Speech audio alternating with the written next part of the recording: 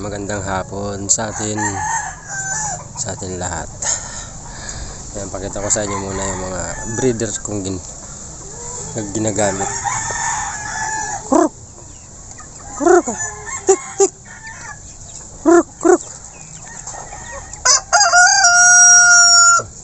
Kuruk! Pakita ko sa inyo, ito yung breeder kong Rhode Island.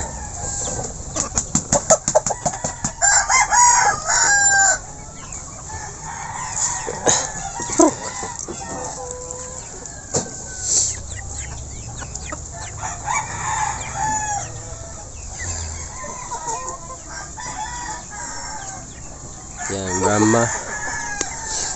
May Brahma tayo. Yan, Lights Brahma. Ito naman yung breeder kong trio ng BPR. Yan. Yan. Yan. Ngayon maglulod ako ng itlog sa incubator. Yan yung breeder ko, si Busing, Rhode Island. Kaya tingnan natin yung itlog. Tayo sa itlog. Ito yung mga itlog ko, mga busing. Inipon ko siya sa loob ng 6 days. 6 days to. May number to eh. Inanamberan ko para alam ko ang number nila.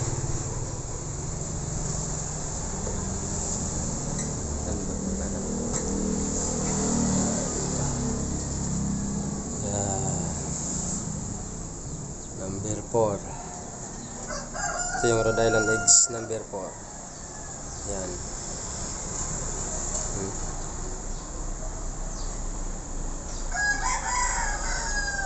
May number yan, number 4. Ngayon, nilulod ko na ito sa incubator.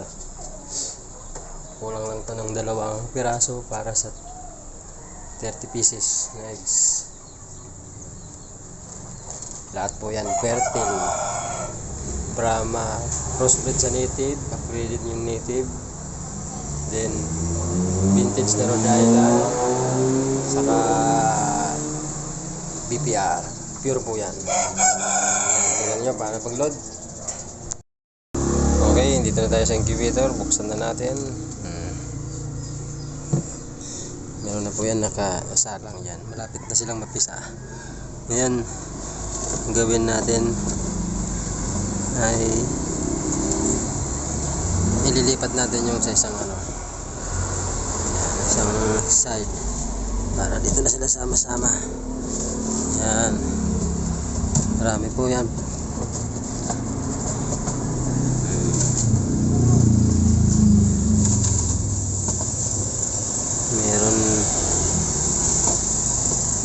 Meron ditong native, pasalang nung kapitbahay. Yan, pasok na natin. Make sure pong malinis yung eggs.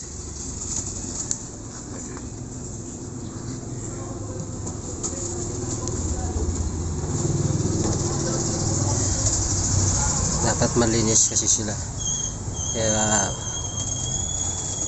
para ma-maintain yung fertile niya. Pagka fertile niya, dapat pag kinuha nyo sa pugad, malinis na bago nyo siya i-stock ito or itago, para make sure na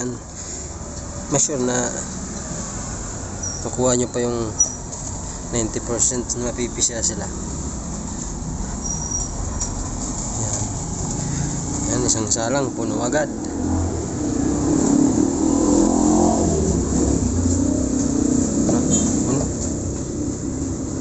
Sana mapisa lahat. 28 eggs. 28 eggs yan.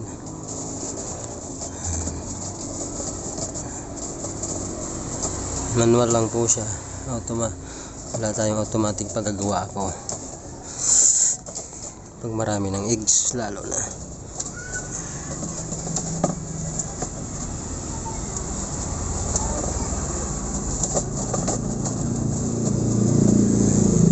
Ito mapisa eh.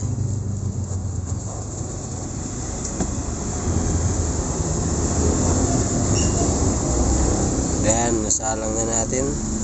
Sarado na natin.